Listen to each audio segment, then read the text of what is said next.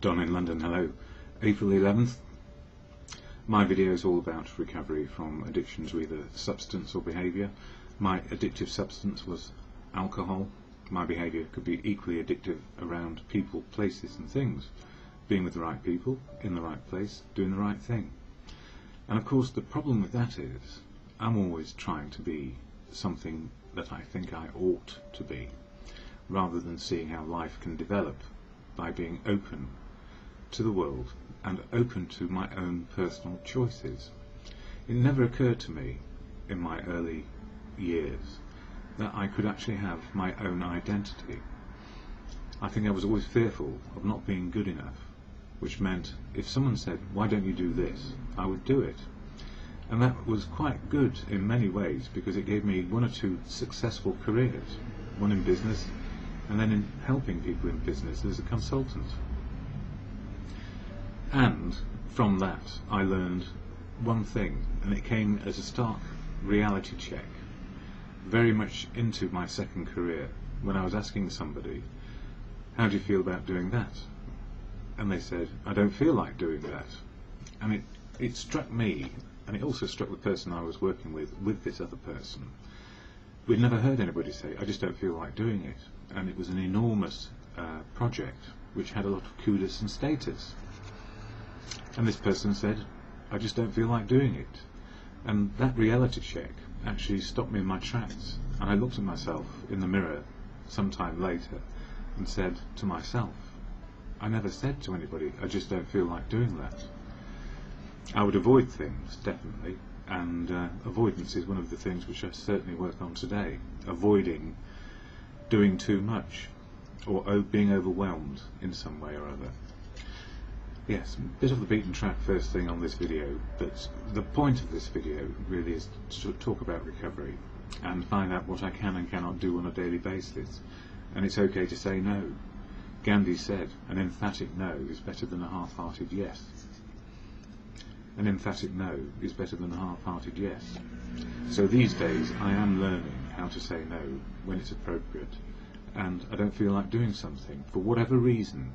I don't have to explain myself. I just can say, I just don't feel like doing that. And it's okay to say no. So it took me a long time to get there, and even now I feel guilt sometimes when I say no, because I feel like I'm letting somebody down. But in saying yes to some things, I may be letting myself down, and that's something I'm learning day by day. So what's helped me get into recovery? Well, family, friends, professionals, medical people particularly, kept me alive long enough for me to say to myself, in a moment of clarity, I cannot beat this addiction on my own. I was battling against something, my own self-will, my own self-obsession about being able to do things and stand on my own 2 feet. And these days I realise it's not about a battle, it's about living life as it is, life on life's terms today, looking at what is possible and looking at what is not possible. And sometimes, because we're a bit older, there are certain things we can't do like we used to in the past. We don't spring back so quickly and then start something new. Or do we? That's the big question. With a bit of freedom of choice, we do spring back, because we say no to the right things and yes to the right things, or rather no to the wrong things and yes to the right things, whichever way you want to look at it. But what helps me today? Family, friends, medical people. I have 2 other clinical conditions besides being in recovery, and a fellowship, and that fellowship is AA, Alcoholics Anonymous. I can't speak for it, never can, never will. It's full of unique, authentic people who speak as they will about their recovery and their experience, strength and hope where they will. And many do it under the banner, or not the banner, under the, I suppose, umbrella of fellowship, where it's anonymous. We find our truth through anonymity. I'm having trouble with my words this morning. But what Alcoholics Anonymous offers is a place to find the truth of who we are. And April is an interesting month. I share daily readings here from this book, Daily Reflections, as Bill sees it. Endless list the 24-hour day book. These are all daily meditations. And also this 12 and 12 steps and 12 traditions, which are the things which keep me alive and the fellowship going. And the big book of AA, this one. And I've covered the first 11 chapters of that in other videos. But one of the things that's the daily reflections does for me, this one, it reminds me of all the different steps each month. One a month. Step 1 January through to now, step 4 in April, and step 4 is about doing a fearless moral inventory of ourselves, a self-appraisal of what's worked in the past and what didn't work in the past, and what we were angry and resentful about, or what was our grudge list, where were the grudges we had about how life had treated us and how people had treated us. Notwithstanding that, how were we treating ourselves if we were using drink like I did to blot out reality, find oblivion, seek peace of mind at the end of the day, just to take the edge off? And then it took the edge off me completely. And I'm not alone in this. 1 in 13 of the adult population of the UK has a drink dependency problem. So I prefer recovery these days, one day at a time, to being in the problem rather than the solution of recovery. So how does AA help me? Well, I share the AA preamble on this little card, and I read it out rather than recite it, simply because it reminds me what is AA and what is fellowship. Alcoholics Anonymous is a fellowship of men and women who share their experience, strength and hope with each other, that they may solve their common problem and help others to recover from alcoholism. The only requirement for membership is a desire to stop drinking. There are no dues or fees for AA membership. We are self-supporting through our own contributions. AA is not allied with any sect, denomination, politics, organisation or institution, does not wish to engage in any controversy, neither endorses nor opposes any causes. Our primary purpose is to stay sober and help other alcoholics to achieve sobriety. So, we all have our affiliations, faith, courage, faith and religion, or not faith and religion, or just faith in life, or whatever it happens to be. We all have a personal view and a unique, authentic way of looking at the world. We don't actually try and push these ideas on other people in fellowship. People will remain true to themselves, to thine own self be true.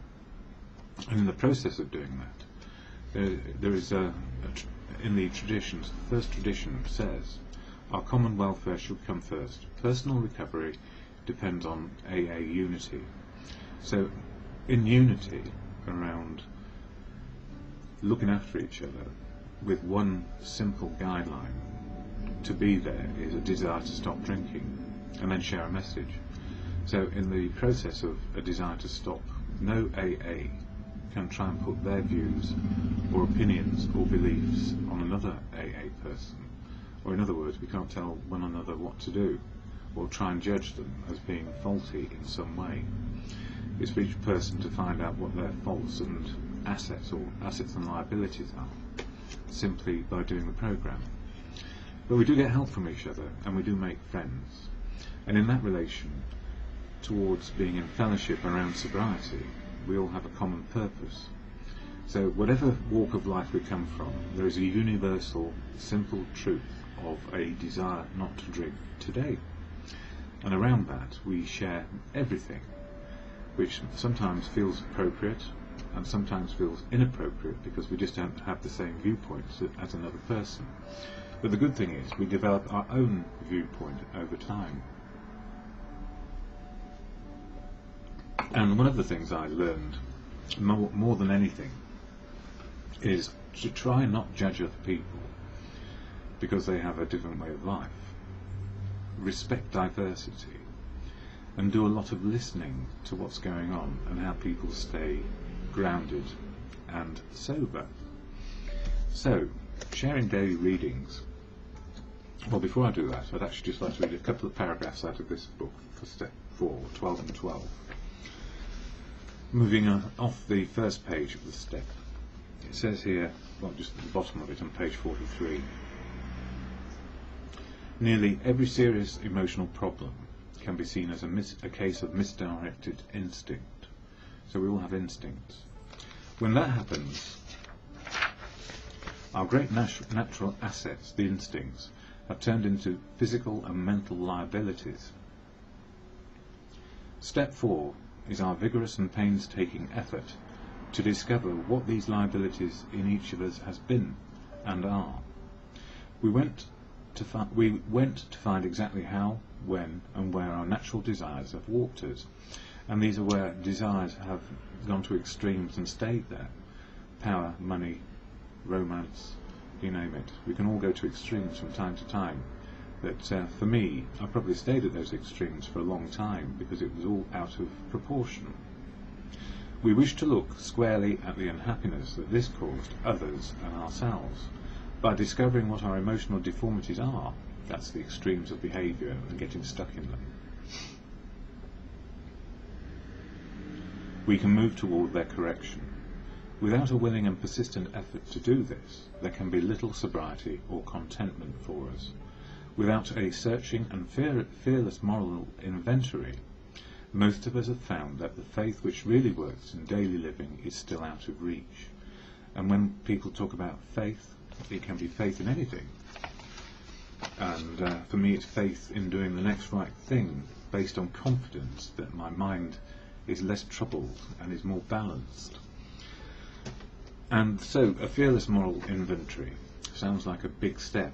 I suppose it is really, because we have to take a look at the balance sheet over our lifetime and look at ourselves in terms of assets and liabilities around our emotional and physical wherewithal or being. Not easy if we haven't done it before, but a lot of us have done self-appraisal in some way or other, or somebody's given us a self-appraisal by either saying we're great or horrible or somewhere in between. But our reaction to it is probably extreme. So for daily reflections for today, it says here, and this is important, a word to drop is blame.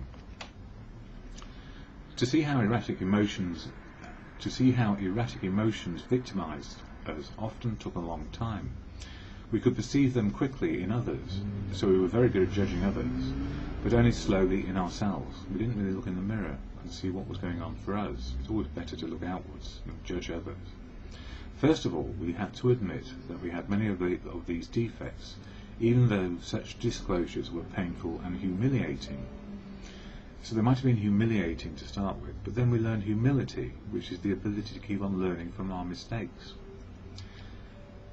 Where other people were concerned, we had to drop the word blame from our speech and thought, because if we could blame others, then it was always their fault and not ours. It wasn't our fault that we were an alcoholic. It wasn't our fault that we had extremes of behaviour. It was a reaction to the world. And to an extent, that is true. But it starts with us, and it's what we do about it. So in the recovery phase, if you like, which is a day at a time, we learn to look at our own actions rather than judge the other person. And it goes on to say, when I did my 4th step, following the Big Book guidelines, and that's why the Big Book is important, I noticed that my grudge list was filled with my prejudices and my blaming others for my not being able to succeed and live up to my potential. I also discovered I felt different because I was black. Well, this is just as they say. But it could be anything. We could actually say, well, I've only got one leg. Or it's my colour, it's my religion, it's the way I look, it's the haircut or lack of hair, anything. As I continued to work on the step, I learned that I always had a drunk. I had always drunk to rid myself of those feelings.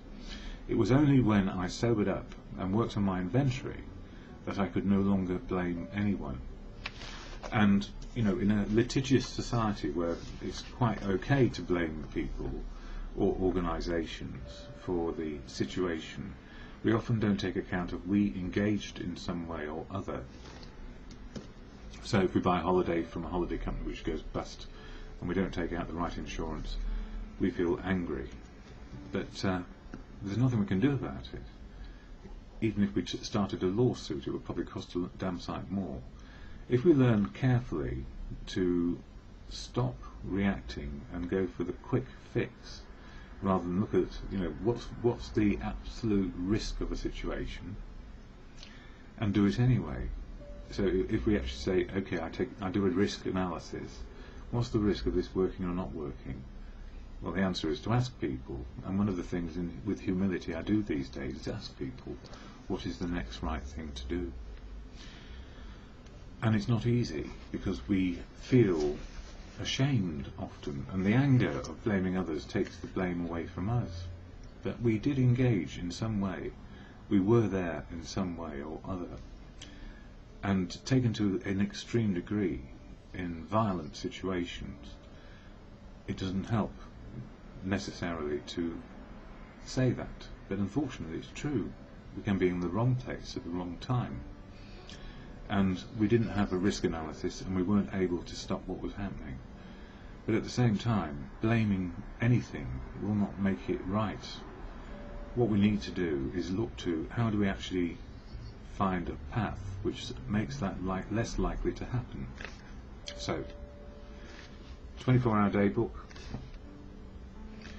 April 11th, thought for the day, not an AA book, because some of the language puts the person back in charge. And what we need to do is look at being interdependent in this world, where we have a voice, we have an opinion, we have beliefs and faith and attitudes, and we have behaviour.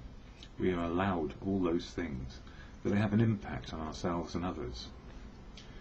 So sometimes it suggests that we are back in charge and the world revolves around us to a large extent.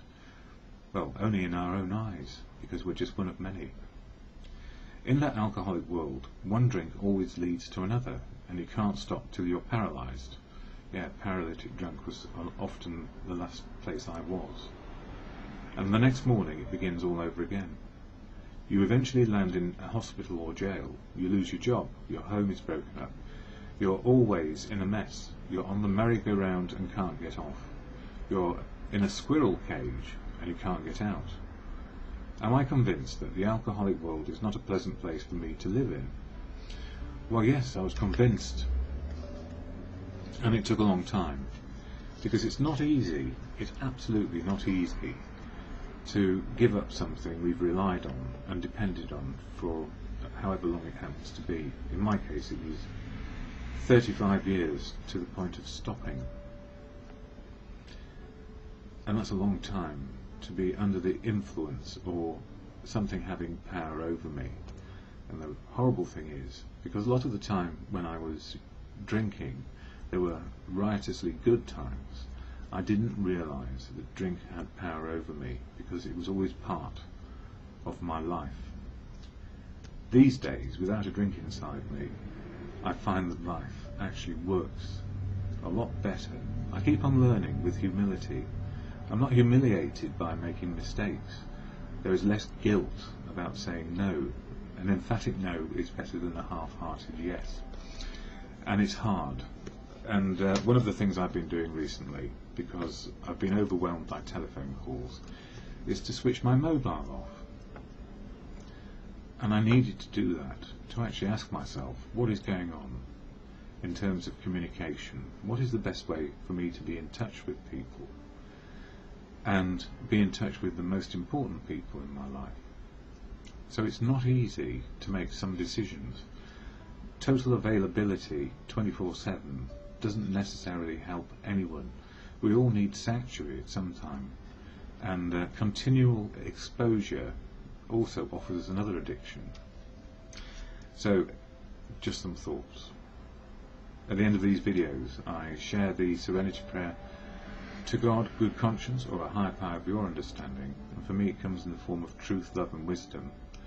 Beyond my self-opinion is truth. So I may speak with a convincing, truthful voice sometimes, but we have to look for the truth in what I say, because it's still got opinion in it.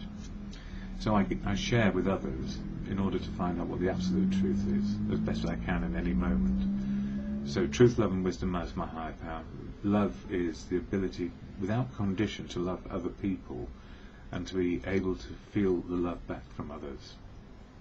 That's very hard for somebody who spent a lifetime fearing being loved, just in case it went away. And what did I do? I ran away. And then the wisdom part, truth, love and wisdom. Wisdom for me comes from other people. in all walks of life, and not necessarily in recovery. But if I'm looking for recovery wisdom, AA, the fellowship, is the right place for me to be. When I go to meetings of AA, what I see is what I get. So it's attraction rather than promotion. So this is not a promotional video, because sometimes when you go to AA you think, I wish I hadn't gone there today, it was thinking horrible. And if it was horrible, I'm learning something as well. It's telling me how I don't want to be, or how I don't need to be today. So the experience, strength and hope comes in many forms, through strong wisdom of what works in recovery and strong wisdom of what is not working in recovery. And often it's the newcomer that provides me with the information I need on a daily basis about what it's like to be sober and what it's like to keep on living life, free with choices. Yes, that's serenity prayer. Can do, can't do, and the wisdom to know the difference is something which works all the time in any situation. So to God, or in good conscience, as you come to believe for yourself, and it's your personal belief which is going to save you, not trying to adopt another person's belief. You can have your own beliefs, that's what it is. Your own belief, your own faith, your own affiliations are absolutely right for you. And don't, of course, once you've got sober, because you don't want to still have a membership to a nightclub, or do you? Or do you run a nightclub? Or do you own a bank? Or do you have abject feelings to extremes about something? Those are the things we let go of, the extremes of behaviour, so we can have a more balanced outlook. So the serenity prayer, finally, to God, or in good conscience. God, grant me the serenity to accept the things I cannot change, courage to change the things I can, and the wisdom to know the difference. For me, always, it's just for today, and often in the moment during the day.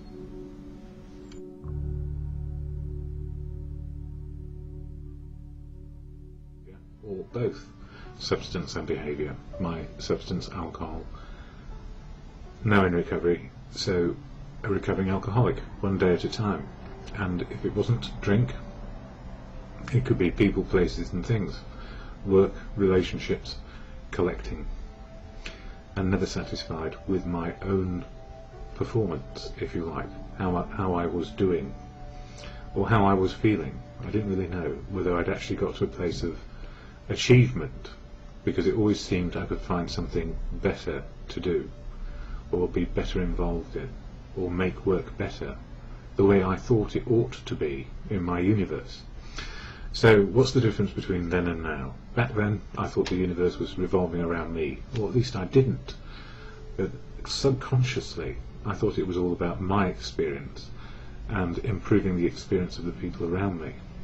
And what I've learned today is it's about having an experience of what is going on around me, being involved and being included, not trying to control it, not exerting self-will, not trying to make it my way, just simply exercising good choices in the moment now.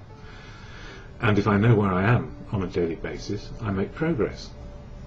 So for recovery for me has opened up the door to understanding how I'm feeling, my emotions, understanding what is spiritual, that is, being able to understand reality and cope with it, and be physically as well as I can be. And today's been quite an adventure this morning, taking my bicycle in for repair. Now, notwithstanding the fact that I've got crushed bone fractures, you might wonder how I managed to do that. Well, it is an electric bike, which means I don't have to pedal, and I managed to get it 7 miles from where I am to where it can be serviced, and it's been a beautiful ride. And I went through Hyde Park. Yeah, just cycling gently at 10 to 12 miles an hour along. It will go a little bit faster, but I didn't feel like the need to.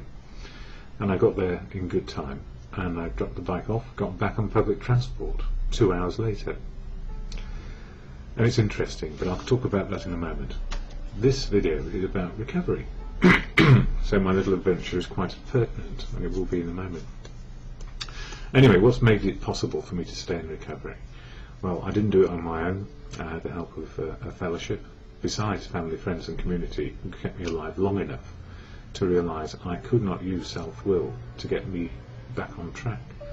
Self-will is always about exerting willpower. Willpower will fail if we're having to exert it. So these days, no willpower. And the fellowship which helps me be powerless and not try and manage anything in particular except the next choice, made with good conscience, is AA, Alcoholics Anonymous. And AA saved my life. I don't speak for it, never can, never will, never want to. It's full of unique, authentic people who speak for themselves where they choose about the issues which are important to them today. And we share a bit of experience about how we got to be sober. And that's what it's all about. And I share the AA statement of intent here and fellowship readings simply because it is sharing a message of experience, strength and hope for people who cannot get to meetings or are challenged at the moment by drinking. So the AA statement of intent for unique, authentic people wanting to find recovery and better choices in life goes like this. Alcoholics Anonymous is a fellowship of men and women who share their experience, strength and hope with each other that they may solve their common problem and help others to recover from alcoholism. The only requirement for membership is a desire to stop drinking. There are no dues or fees for AA membership. We are self-supporting through our own contributions. AA is not allied with any sect, denomination, politics, organisation or institution, does not wish to engage in any controversy, neither endorses nor opposes any causes. Our primary purpose is to stay sober and help other alcoholics to achieve sobriety. And how do we do that? By sharing our experience, strength and hope wherever we choose is right for us. But we don't share about other people's experiences because that's sacrosanct, anonymous. It's like it's a doctor, psychiatrist, counsellor. We don't share other people's stuff, but we can say what we do if we choose to. Isn't that wonderful? No one's telling us what to do. And the program of AA is all about learning how to live life, make better choices, and make life work as best it can, or live life as best it can, based on our life situation right now. So we all go through bumps and pitfalls and potholes on the happy road of destiny.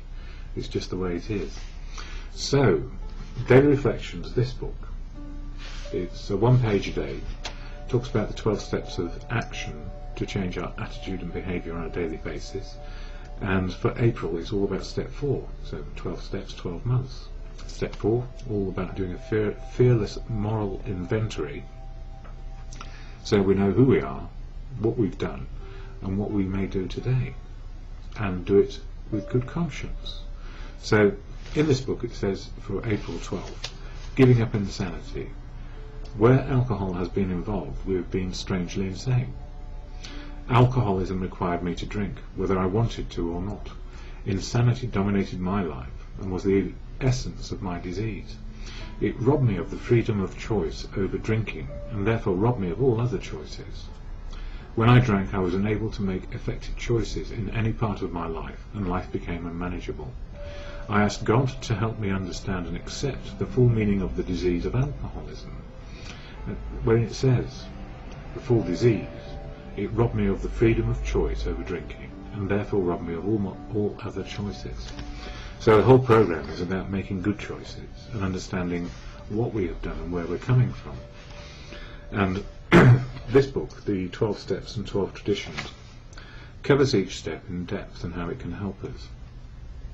And I read little bits out from time to time, but before I do that, coming back from having dropped my bike off required a bus ride, a tube ride, underground ride, then out into the sunshine in Sloane Square, and then get another bus ride home, a couple of hours.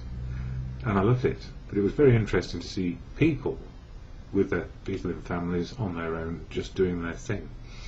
But how interesting it is that the ordinary normal person has exactly the same challenges as somebody in recovery, and that is, namely, how to tell the truth, not only to themselves about their situation, and to tell the truth to other people, how to be open, honest and willing, and how to share information in a general way with their families and their friends. and I'm afraid I'm a great people watcher and listener, and sometimes it offers me judgments about what other people are saying to their kids and what their kids are saying back. And the listening skills of many people are worn down so that they cannot listen at all. Oh, more on that in a minute if I've got time. But in this 12 by 12 book, 12 Steps, 12 Traditions, it says here, if, however, our natural disposition is inclined to self-righteousness or grandiosity, in other words, being right all the time, our reaction will be just the opposite. We will be offended at AA's suggested inventory, that's the audit of our life to date. No doubt we shall point out with pride to the good lives we thought we led before the bottle cut us down. We shall claim that our serious character defects, if we think we have any at all, have been caused chiefly by excessive drinking. Well, experiencing life just on the tube train and on the buses just now, I suspect that people's outlook is quite distorted because we fail to listen and we fail to find out what the truth is. So when we're trying to share the truth, it's not exactly very good. And of course, being egocentric individuals by birth or whatever, the whole world revolves around them or one person and their outlook. And in fellowship we learn we're just part of the whole picture, included, and we have a voice to share, and our outlook to share, and our choices to be made. Not so in families often. Anyway, listening skills, I try. So what keeps me sober? Everything, including the serenity prayer, which goes like this. God, grant me the serenity to accept the things I cannot change, courage to change the things I can, and the wisdom to know the difference is just for today.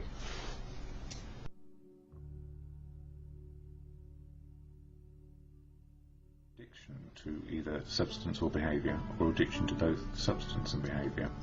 My substance, alcohol, my behaviour at the extremes, trying to be perfect often and never so, never ever perfect.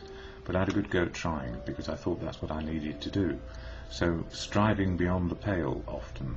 And these days what helps me get some balance back into my life is A, being in recovery, and B, fellowship, and C, working at it just simply for one day. And whoever would have said to me that you can solve all your problems in one day, I would have laughed at them and thought, well, maybe they're being a bit too optimistic. But you know what? Being a perfectionist, I thought you probably could. So these days I realise that it is only progress that we make, and we're never perfect, and that, you know, I suppose there is no end to learning, and that's the real gift of sobriety for me, and being out of the addiction and into recovery. So my life, how it used to be, isolated, alone, excluded. These days, more included, more a part of, and included. So what else have I learned? You know, it's very difficult to maintain sobriety without some help. So the gift for me, I had professional help and fellowship help to get me into a program of one day at a time, being included, part of, and not going back into my old addictions and old behaviour.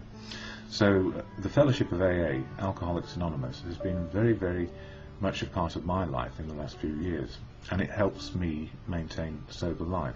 Some people go for a while and find it doesn't work. Some people go for a while and find it does work, and they don't need it anymore. And some people like to hang around because we just meet great people, and we give something back sometimes by just sharing a message of experience, strength and hope. And also people who don't go to AA but still have recovery, they also share their experience, strength and hope. So there are many ways to make life work, and for as many ways there are to make life work, there are probably that many human beings in recovery. So we just do our best on a daily basis. But I like the fellowship of AA. It helps me recalibrate my life daily. And when I go to meetings, a preamble is shared which explains what the fellowship is all about. I never speak for the fellowship. The fellowship just exists with people in recovery. It's not something special. Well, actually it is something extra special, but the only reason why is it's full of people, just ordinary human beings being in recovery one day only. And some have done it for decades and some have done it for a day. We're both as important wherever we are in the fellowship and our path of recovery, one day long. That's all it is. Anyway, the preamble, shared at every meeting, goes like this. Alcoholics Anonymous is a fellowship of men and women who share their experience, strength and hope with each other, that they may solve their common problem and help others to recover from alcoholism. The only requirement for membership is a desire to stop drinking. There are no dues or fees for AA membership. We are self-supporting through our own contributions. AA is not allied with any sect, denomination, politics, organisation or institution, does not wish to engage in any controversy, neither endorses nor opposes any causes. Our primary purpose is to stay sober and help other alcoholics to achieve sobriety. And I went to a meeting last night which there were great reminders about what it is. The meeting is called Courage to Change, just change, and it's a daily basis thing. But one of the things that we all learn very early on is that the fellowship provides sanctuary, a sanctuary where we can find the truth of now. And once we access the truth, which is, if we're sober, life can work, rather than being, I suppose, in the malady, in the problem, where we can't make life work at all. It is so much easier to get along. So that meeting was really critical, and somebody shared, and then a newcomer shared, all about what it's like to go back into the malady and the problem, and why did they do that.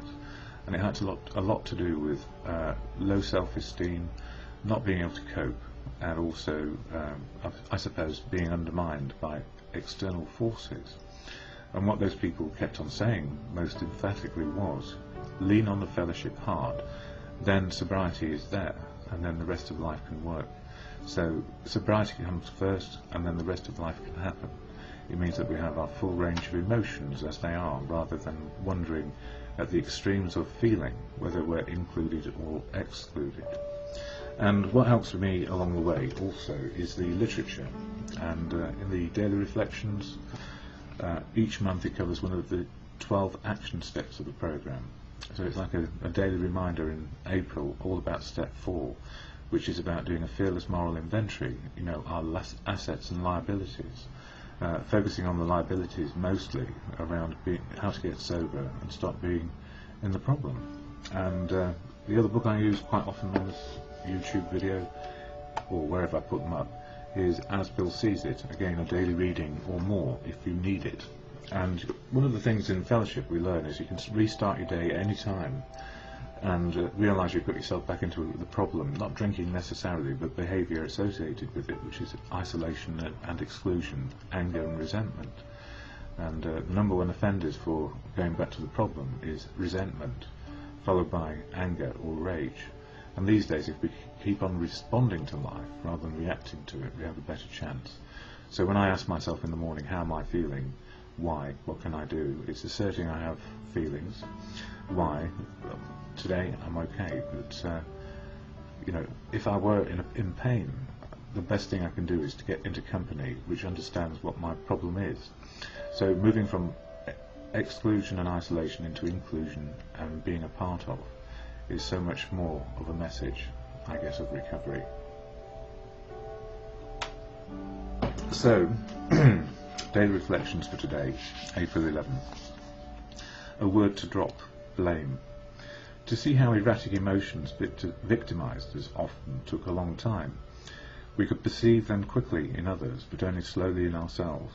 First of all, we had to admit that we had many of these defects, even though such disclosures were painful and humiliating. Where other people are concerned, we had to drop the word blame from our speech and our thoughts. When I did my 4th step, following the Big Book guidelines, I noticed that my grudge list was filled with my prejudices and my blaming others for my not being able to succeed and live up to my potential. I also discovered I felt different because I was black. As I continued to work on the step, I learned that I always had drunk to rid myself of those feelings. It was only when I sobered up and worked on my inventory that I could no longer blame anyone.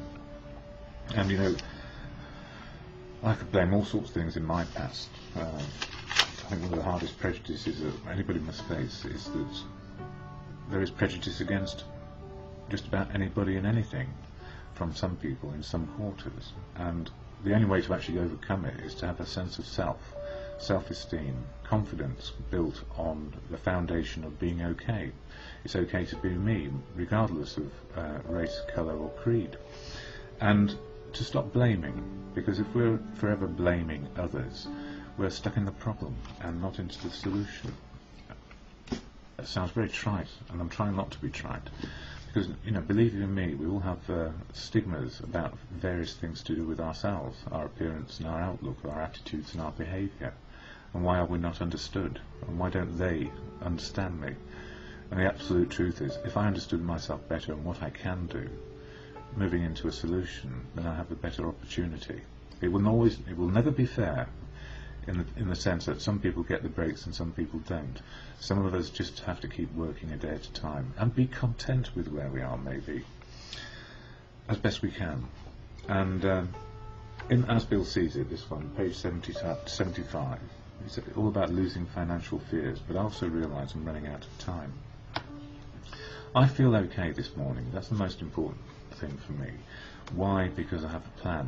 I plan to go to a meeting and make tea, and to be a part of something, and to share experience, strength and hope. And I'm going to do that at lunchtime, and then I've got a lunch date, which is great, and then the rest of the day we'll see how we go. It's all about empathy. How are we feeling? Why? And what can we do?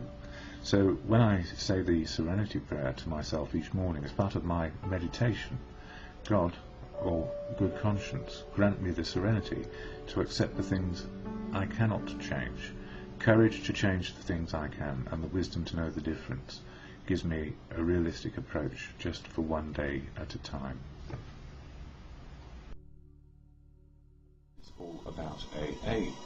Alcoholics Anonymous is a fellowship of men and women who share their experience, strength and hope with each other, that they may solve their common problem and help others to recover from alcoholism. The only requirement for membership is a desire to stop drinking. There are no dues or fees for AA membership. We are self-supporting through our own contributions. AA is not allied with any sect, denomination, politics, organisation or institution. It does not wish to engage in any controversy, neither endorses nor opposes any causes. Our primary purpose is to stay sober and help other alcoholics to achieve sobriety. And I don't speak for AA, I speak for me, but AA is part of my way of life. And we all find networks, ways of living, which support our place in the community and in society, and what we may do to be a part of life and living. And I went to a different meeting last night at Bishop's Crichton House, which is in the Fulham Palace Road near Hammersmith. In fact, not too far from the Hammersmith Palais, where lots of pop groups do their stuff. And I went in support of a fellow who was doing a chair for the first time, and I can't imagine how they felt, except how I felt when I did a chair for the first time. And a chair is sitting at the front of a group of people sharing our experience, strength and hope about recovery and how we got into AA in the first place. And of course we're all here for one, or in AA for one reason above all, and that's not to drink today. And the purpose of not drinking today is to make the best connection we can, without filters and without denials about our situation. And there was a comment on one of my very early videos which came up from somebody who suggested I stop whinging and start living. And it's a fair point, because when I was drinking I was probably a very good whinger and complainer about my life. And these days I live more and do more and out there more, doing what I can to make life work. So good for you for pointing it out to me, and thank you. So it's not with bitterness, but I can understand how people can see that people who have given up drink can be quite difficult people to get on with, because if you prefer drinking and being out there, slightly out of the present moment, then all power to your elbow, because I did it for 35 years and I made a pile of money doing it, and then when I stopped doing it I lost all that money and became poor. In material terms, but in reality, even though I've got more maladies wrong with me than I ever did before, life is different and more in the moment. And I guess, I'm not plugging this book, but it's good. Power of Now by Eckhart Tolle, and it comes up with wisdom, which I'm learning every day. And this person wrote about donkeys years ago. But anyway, it goes on here, enlightenment arising above thought. As you grow up, you form a mental image of who you are, based on your personal and cultural conditioning. We may call this phantom self the ego. It consists of mind activity and can only be kept going through constant thinking. The term ego means different things to different people, but when I use it here, it means false self, created by unconscious identification with the mind. To the ego, the present moment hardly exists. Only past and future are considered important. This total reversal of the truth accounts for the fact that in the ego mode the mind is so dysfunctional. It is always concerned with keeping the past alive, because without it, who are you? It constantly projects itself into the future to ensure its continued survival and to seek some kind of release or fulfillment there. It says, one day, when this or that or the other happens, I'm going to be okay, happy, at peace. Even when the ego seems to be concerned with the present, it is not the present that it sees. It misperceives it completely because it looks at it through the eyes of the past. Or it reduces the present to a means to an end that always lies in the mind-projected future. Observe your mind and you'll see that this is how it works. And it's so true. It's so true that we live on our past glory and successes. And I must admit, I've talked about that before now, what I used to be, rather than what I am today, which is why I have a very strong assertion that today is better than yesterday, and tomorrow I don't know about. And the ego can play that trick where we have a mind set which says, I ought to be like that, or I'm going to be like that, and more importantly is, what am I doing now? So it's so important. And going to that meeting last night and hearing that share for the first time from somebody who's fairly new in, and making life work in the day, how is it that they got it faster than me? And the answer is, we only can do it at the speed our heads and our minds and our feelings and whatever it is up there in our noggin can make sense of it. And sometimes it takes a lot of us a long time to realise that the power of now is now. It's not in the future and it's not in the past. It's what we're doing right now that counts. So I did go to the doctor yesterday, and I have a lot of routines to put back into place to make sure that I'm making sure my diabetes, type 1 diabetes, is more regulated, and that I observe what is happening with my clinical depression. And one of the things that we learn in life is how to put on a brave face, and I do that a lot because there is nothing anybody can do really to change that way that depression advances or recedes. It's just what it does, and any tinkering with medication, I feel, would be unhelpful at this moment in time, because I'll never achieve the chemical balance that there is at the moment. It might not be perfect, but it's a lot more it's progressed to a different place of okay, and life is as it is. Anyway, the daily reflections today, this month, all about step 4, our Fear Less moral inventory. April the 11th comes out as a word to drop: blame. To see the erratic emotions victimised, to see how the erratic emotions victimised us often took a long time. We would perceive them quickly in others, but only slowly in ourselves. First of all, we had to admit that we had many of these defects, even though such disclosures were painful and humiliating. Where other people were concerned, we had to drop the word blame from our speech and thought. 12 Steps and 12 Traditions, page 47. It goes on to say, when I did my 4th step, following the Big Book guidelines, I noticed that my grudge list was filled with my prejudices and my blaming others for my not being able to succeed and to live up to my potential. I also discovered I felt different because I was black. As I continued to work on the step, I learned that I always had drunk to rid myself of those feelings. It was only when I sobered up and worked on my inventory that I could no longer blame anyone. Well, black or not, I did the same thing. And if I'd worked it out that, it was my whiteness which had caused everything, then goodness knows where I'd be. But it is down to me, and we all do have the tendency to work out who we can blame for things going wrong, when in fact we need to acknowledge our part only in it. And as Bill sees it, page 129, The Way of Strength. We need not apologise to anyone for depending upon the Creator.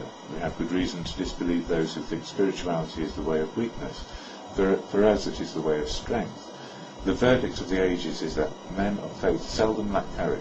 They trust their God, so we never apologise for our belief in Him.